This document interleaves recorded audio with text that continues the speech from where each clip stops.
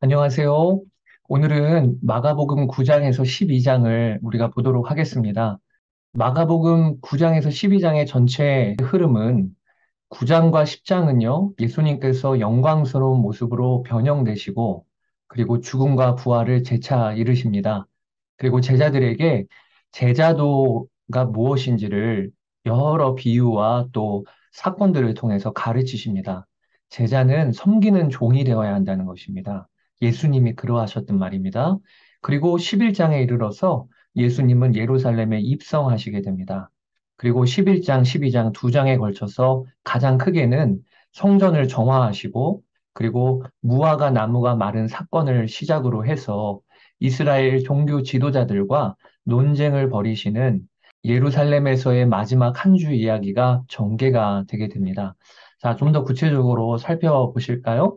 마가복음 8장 말미에 예수님께서는 가이사랴 빌립보에서 인자가 많은 고난을 받고 죽임을 당할 것이라 말씀하셨지요. 그리고 마가복음 9장에 이르러 베드로와 야고보 요한을 데리고 따로 높은 산으로 올라가십니다.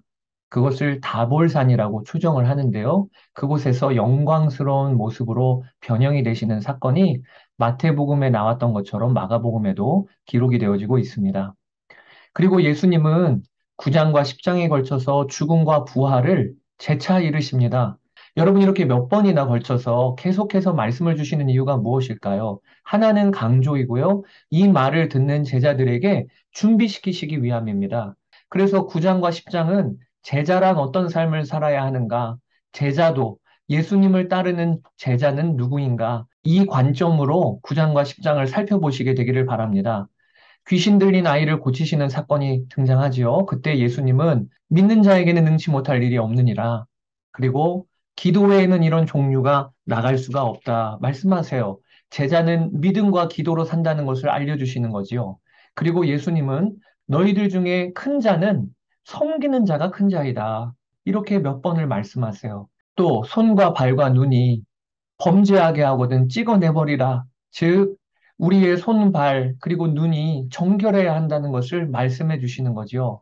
또 모세가 이혼 증서를 써주었습니다. 라고 할 때 주님은 너희의 완악함 때문에 모세가 이혼 증서를 쓴 것이다.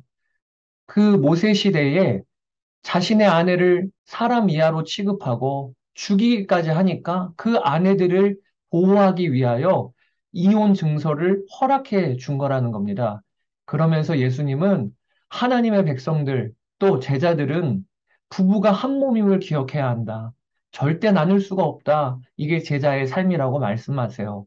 그리고 부자 한 사람이 와서 예수님께 어떻게 하여야 영생을 얻을 수 있겠습니까? 할 때 너의 재물을 다 팔아 가난한 자들에게 나누어 주라. 즉 제자는 재물보다 더 귀한 하나님의 나라를 알고 택하는 자들이 제자라고 하시는 겁니다. 그러면서 마가복음 10장 45절에 이 제자도의 가장 핵심 성구를 말씀하세요. 인자가 온 것은 섬김을 받으려 함이 아니라 도리어 섬기려 하고 자기 목숨을 많은 사람의 대속물로 주려 함이라.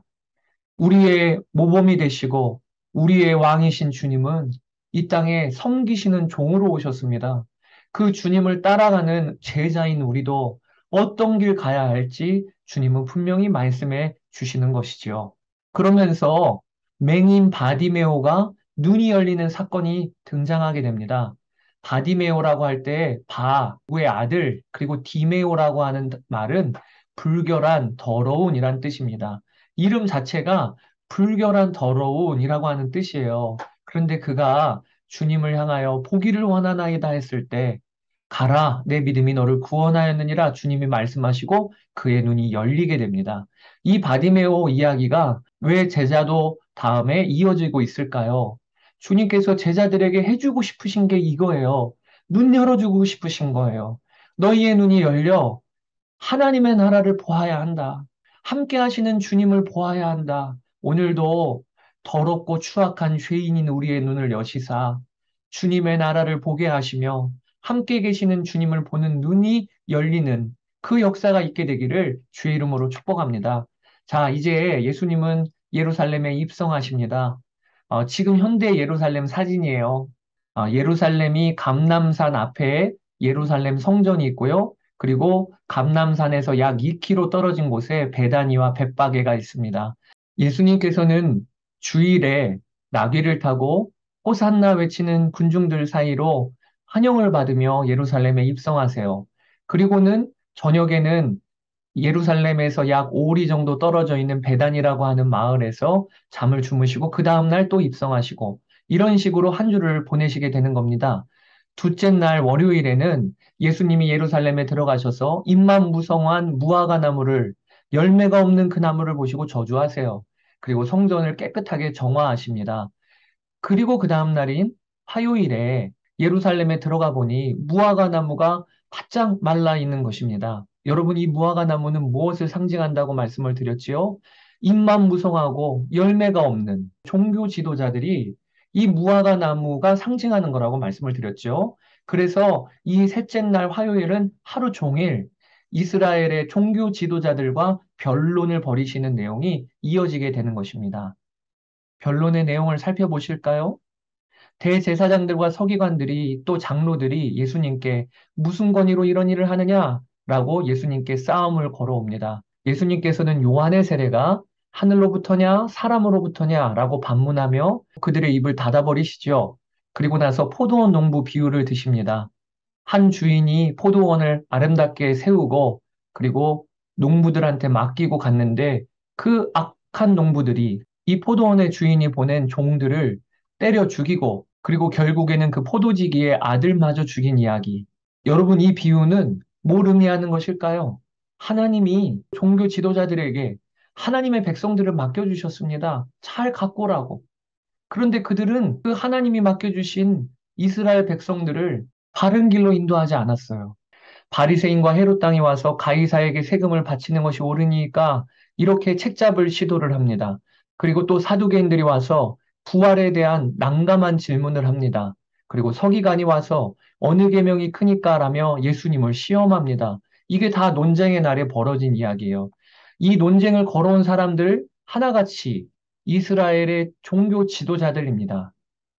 특별히 가이사에게 세금을 바치는 것이 옳으니까라고 물어본 두 부류가 한 부류는 바리새인이고 한 부류는 헤롯 땅인 게 참 재밌어요. 헤롯 땅은 세금을 바치는 일에 찬성하는 파입니다. 바리새인들은 경건주의를 표방하며 우리는 하나님만 섬기고 믿는다고 얘기하는 자들입니다. 그러니까 가이사에게 세금을 바치는 것이 옳다 하면 바리새파가 들고 일어나는 거고 가이사에게 세금을 바치는 것이 안 된다고 하면 헤롯 땅이 들고 일어나는 교묘한 덫을 놓는 거예요. 이 두 부류의 사람이 예수님께 질문함으로 말미암아. 이와 같이 종교 지도자들은 그 마음에 음모가 가득한 것이죠. 그때 예수님께서는 하나님의 지혜와 말씀의 권위로 그들을 다 입을 막아버리십니다. 마가복음 12장 말미에 두 렙돈을 헌금한 과부 이야기가 갑자기 등장해요. 여러분, 이건 뭘 의미하는 걸까요? 당시의 이스라엘 종교 지도자들, 그들의 실상을 다 드러내신 후에 종교 지도자들과는 정반대되는 여인인데 과부예요. 가난해요. 그 가난한 과부가 두 렙돈을 낸 이야기를 붙이심으로 하나님은 겉모양으로 사람을 판단하시는 것이 아니라 그 마음의 중심을 보시며 그리고 하나님은 약한 자들, 그들을 지금 세우고 계시다는 것을 보여주시는 내용인 것입니다. 자, 몇 가지 성경 지식에 대하여 나눕니다. 과부가 헌금한 두 렙돈이라고 했는데 이 렙돈은 그 당시에 그리스의 최소 단위 동전입니다. 한 렙돈은 한 노동자가 받는 하루 일당의 128분의 1이라고 합니다. 그렇게 따지면 현재 약 800원 정도가 될 것 같고요. 고드란트라고 하는 것은 로마 화폐의 최소 단위인데 이 고드란트는 렙돈의 두 배입니다. 그러니까 현재로 따지면 약 1,600원 정도가 될 것입니다. 1,600원을 헌금으로 낸 거예요. 과부의 전부였다는 것입니다. 자, 여기까지 오늘 마가복음 9장에서 12장 가이드를 드렸습니다. 이제 말씀을 개인적으로 묵상하시고요. 받은 은혜를 꼭 기록에 남겨보시기를 바랍니다. 다음 장에서 뵙도록 하겠습니다. 감사합니다.